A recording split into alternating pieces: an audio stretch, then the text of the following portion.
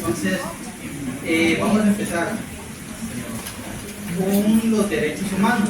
¿Alguien más o menos tiene alguna definición de o significado que es derechos humanos? Puede ser personal o profesional.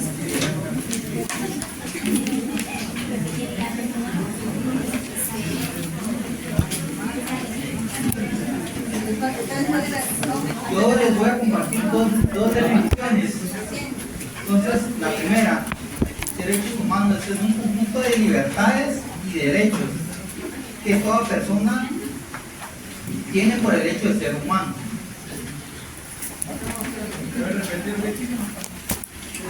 Conjunto de libertades y derechos que toda persona tiene por el hecho de ser humano. Entonces, la definición doctrinaria dice que son las facultades propias que tiene todo ente humano por el hecho de ser.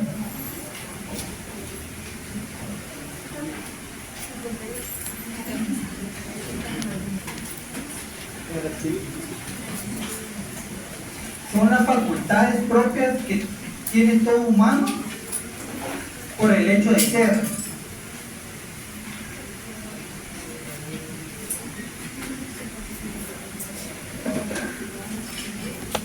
A partir de estas dos definiciones, ¿alguien me puede decir una definición propia que es derechos humanos?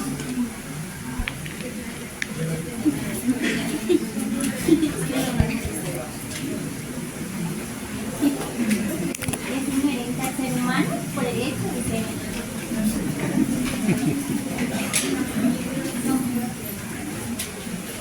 Yo puedo definirlo como desde que una persona nace y hasta sus derechos. El Estado le proporciona derechos desde que se es un feto hasta el crecimiento.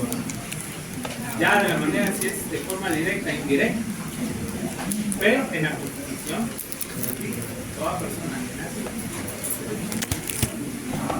Yo podría decir que los derechos humanos son todos los derechos inherentes a cada persona. En pocas palabras, ahí abarca todo, resumiendo. Entonces, ahorita vamos a pasar con las características de los derechos humanos.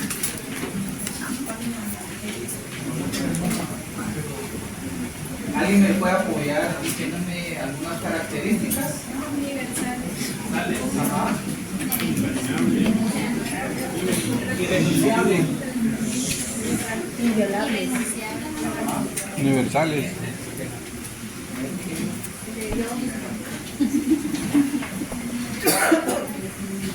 Yo solo me voy a enfocar en tres, que son las más importantes.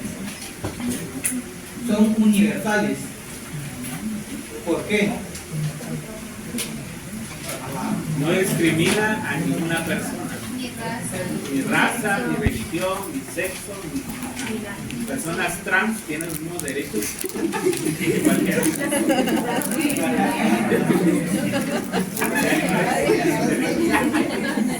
Dice que son universales porque son aplicables a todas las personas sin distinción alguna.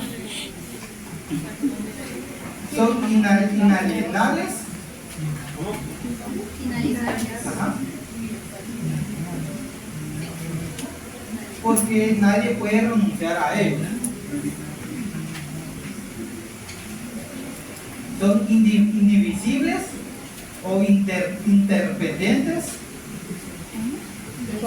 Indivisibles o interdependientes.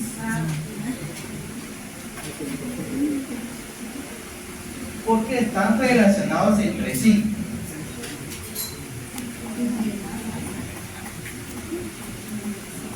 Y una extra, no pueden ser suspendidos o retirados.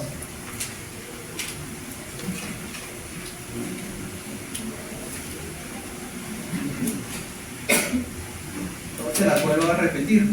Son universales porque son aplicables a toda persona sin distinción alguna. Son inalienables porque nadie puede renunciar a ellos. son indivisibles o interdependientes porque están relacionadas entre sí. Y la extra no pueden ser suspendidos o retirados.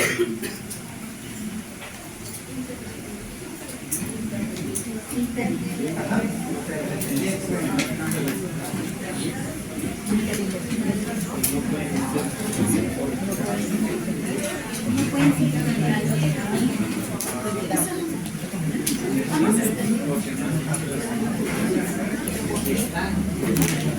Porque están relacionados.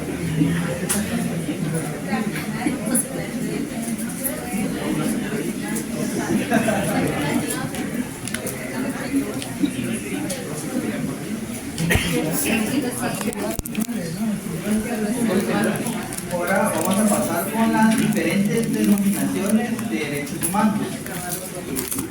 Diferentes denominaciones de derechos humanos.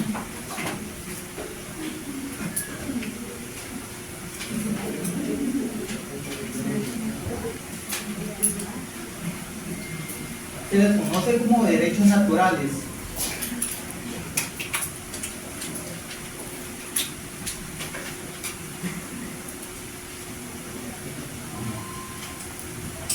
Porque esta indica que los mismos correspondían al hombre por el solo hecho de ser hombre. Son derechos naturales porque esta indica que los mismos correspondían al hombre por el hecho de ser hombre. Se le conoce como derechos innatos.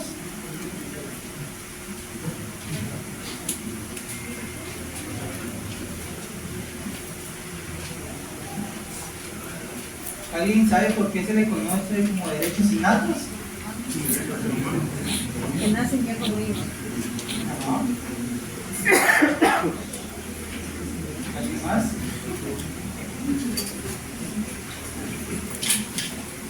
Se le conoce como derecho innato porque el hombre nace con los mismos derechos y no se les pueden ser sustraídos. Y Por ejemplo. Derecho a la vida.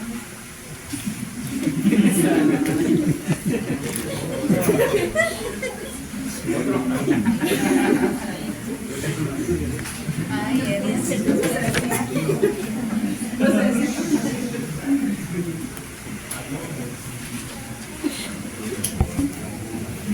por ejemplo, en el momento de que estos no pueden ser sustraídos, porque si son sustraídos, si el Estado los sustrae, el Estado incurriría en una violación, porque son derechos fundamentales.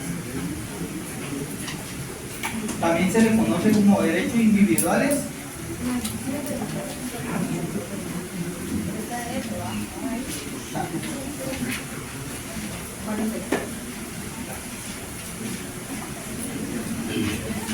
También se les conoce como derechos subjetivos.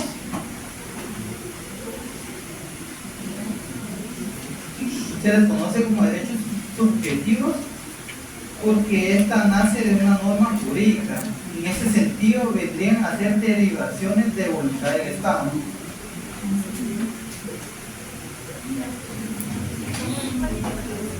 Se les conoce como derecho subjetivo porque esta nace de una norma jurídica. En este sentido, vendrían a ser derivaciones de la voluntad del Estado.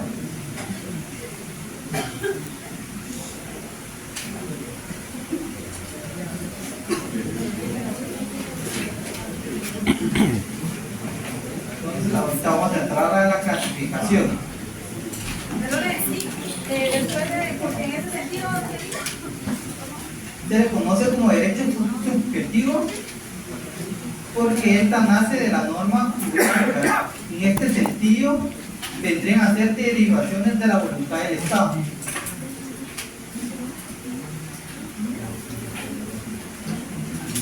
La clasificación de los derechos humanos. Dice que los derechos humanos son indivisibles, pero para mejor entenderlo académicamente,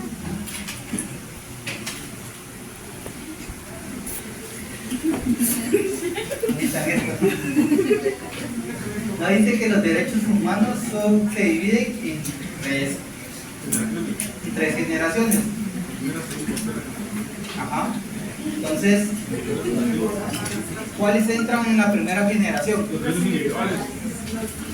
Y la segunda generación, los derechos colectivos, de tercera, transnacionales o nacionales.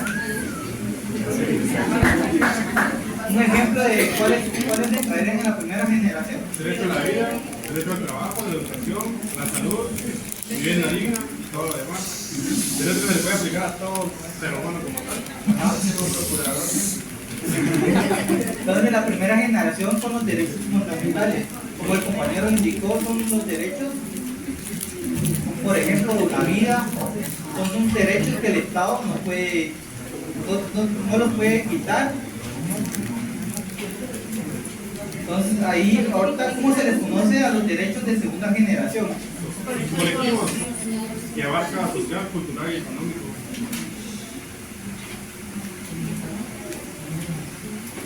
Entonces, en los derechos colectivos entran el derecho al trabajo, el derecho a la libre elección del trabajo, el derecho a las condiciones equitativas del trabajo, derecho a la protección contra el desempleo, derecho de igualdad en el salario, todo lo que tiene que ver con el tema económico. Entonces entra en los derechos de segunda generación. Entonces ahorita vamos a entrar a ver los derechos de tercera generación. ¿Cómo se conocen los derechos de tercera generación? Transterritoriales. Transterritoriales. Se les conoce así porque esos trascienden las fronteras de los estados y devienen de una cierta forma los derechos humanos o los derechos internacionales.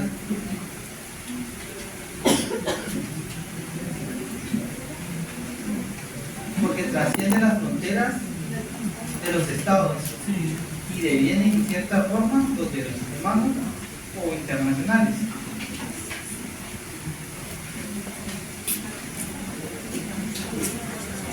¿Qué derechos entrarían aquí? ¿Me pueden dar un ejemplo? Derecho a la paz, derecho a un ambiente limpio y todo ese rollo.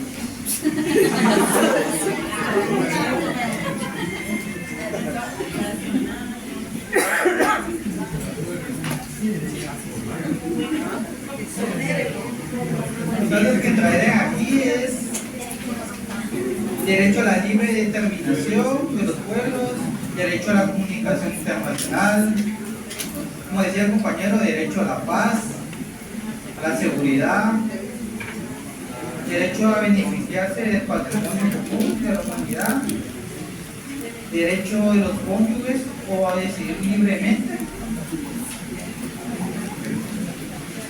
Aquí también entraría el derecho a la educación.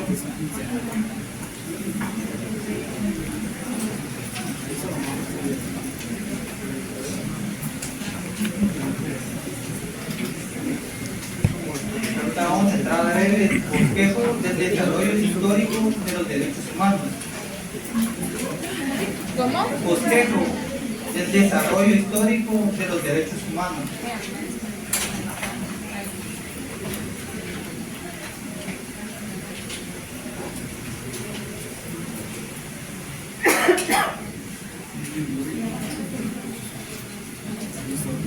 Y vamos a entrar a ver tres etapas.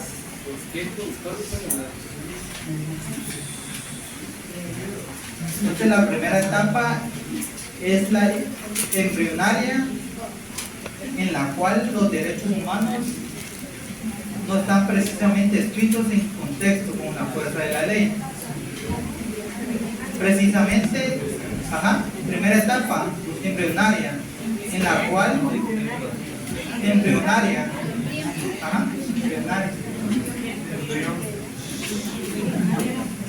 Dice que esta en la cual los derechos humanos no están precisamente escritos en textos con fuerza de la ley.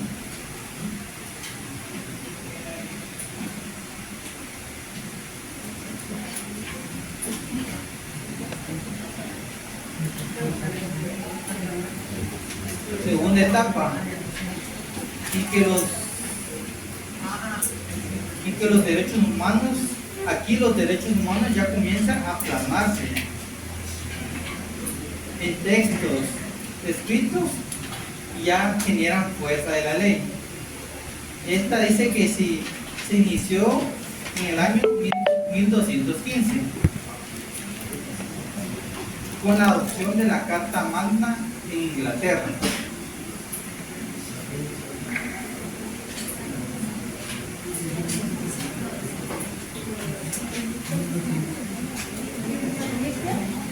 En 1215 con la adopción de la Carta Magna de Inglaterra.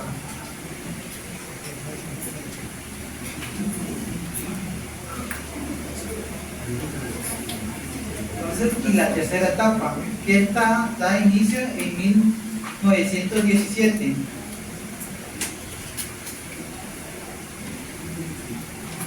Esta etapa, una de sus características fundamentales o esenciales fueron que esta da un salto a nivel internacional. Ya los derechos ya no se quedan solo puede ser en el país, ya trascienden fronteras.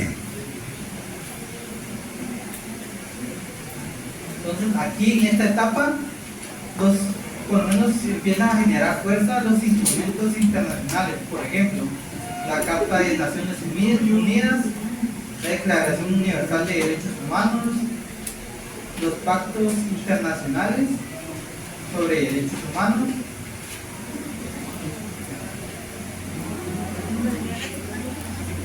aquí los instrumentos internacionales que entran fueron la Carta de Naciones Unidas, la Declaración Universal de Derechos Humanos, pactos internacionales sobre derechos humanos, las declaraciones y convenios regionales sobre derechos humanos.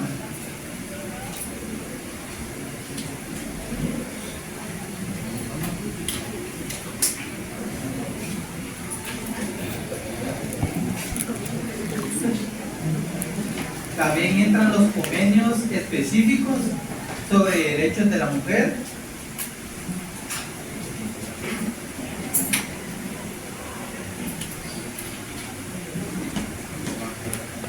los convenios específicos sobre los derechos del niño,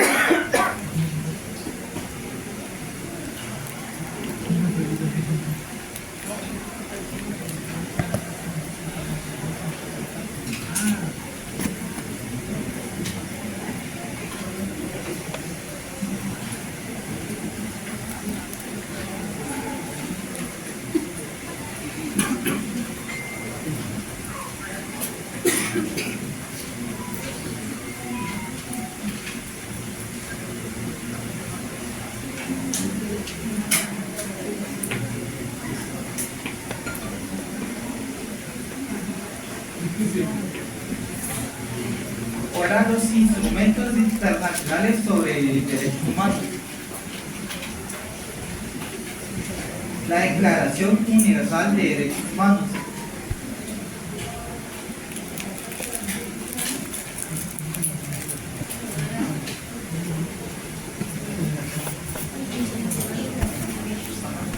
La Declaración Universal de Derechos Humanos. Esta fue adoptada y aprobada en la Asamblea General de la ONU el 10 de diciembre de 1948.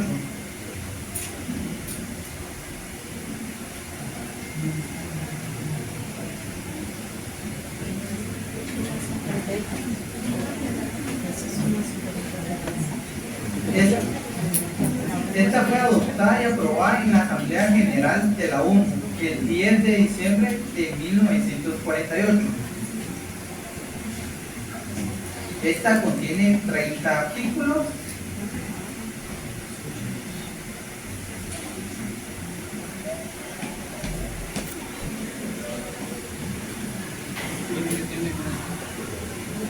Y estos los artículos. Los artículos más importantes o más esenciales son el artículo 1 y 2.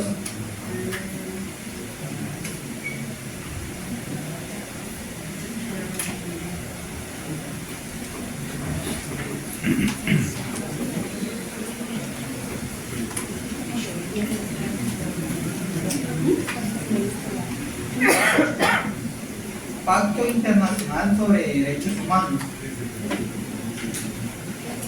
Pacto Internacional sobre Derechos Humanos.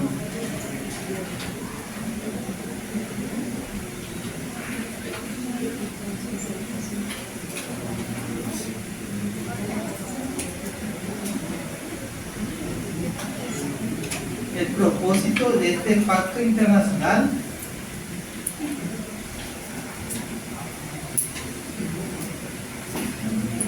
fue crear un instrumento jurídico de carácter obligatorio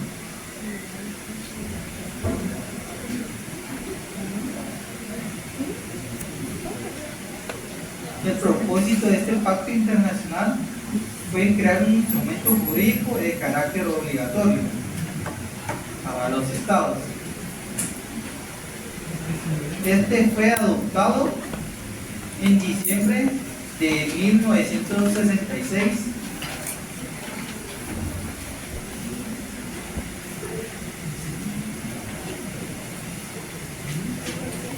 66. Ajá.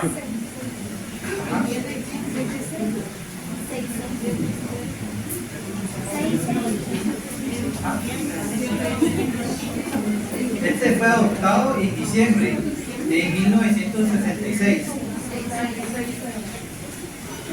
y este entró en vigencia 10 años más tarde, en 1976.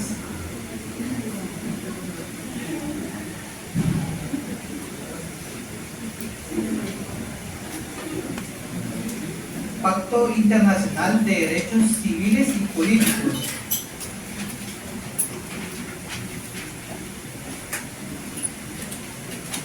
Este pacto es muy importante porque este recoge todos los derechos civiles y políticos contenidos en las declaraciones universales de derechos humanos.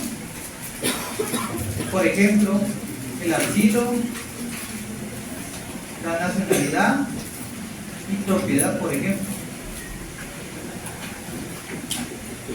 Y además contiene otros derechos que no están en la Declaración Universal. A través de este pacto también se crea el Comité de Derechos Humanos.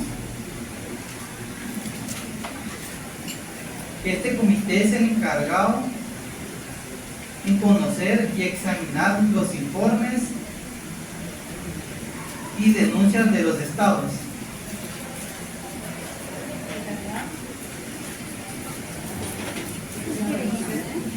Es el encargado de conocer y examinar los informes y denuncias de los estados.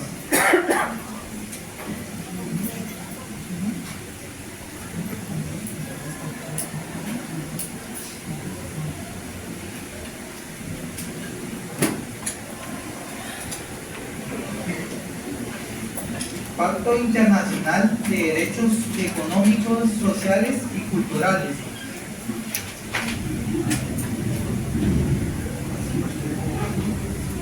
Pacto Internacional de Derechos Económicos, Sociales y Culturales.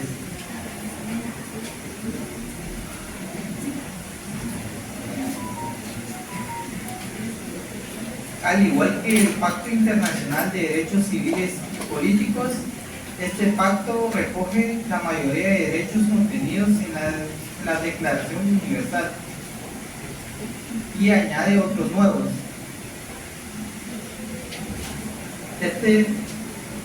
Al igual que el Pacto Internacional de Derechos Civiles y Políticos, recoge la mayoría de derechos contenidos en la Declaración Universal y añade otro nuevo.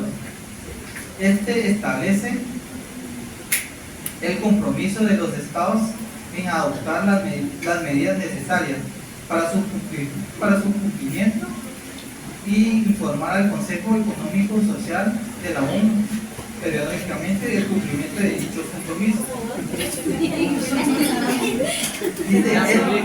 Este establece. Listo, va muy rápido. Los voy a volver a repetir.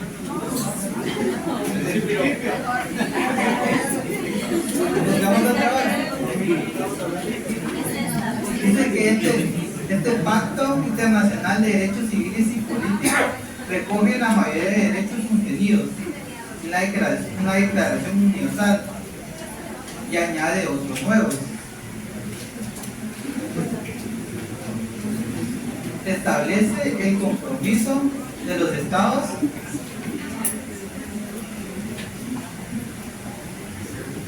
en adoptar las medidas necesarias para su cumplimiento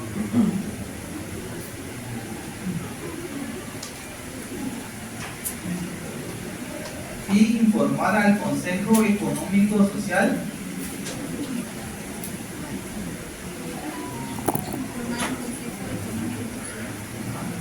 de la ONU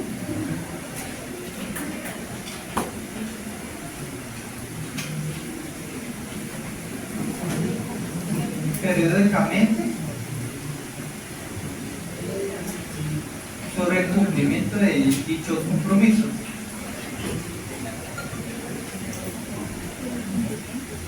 De dichos compromisos.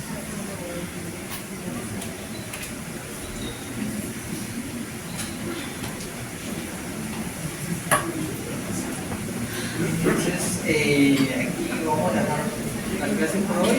Solo les quería comentar de que estoy tratando de hablar con la licenciada para que recuerden el laboratorio que hicimos. Para por lo menos estaba viendo que la mayoría lo entregó. Entonces, para por lo menos ponderarlo con 5 puntos. Estoy hablando con la licenciada porque también es dependiendo de cómo les tome la nota.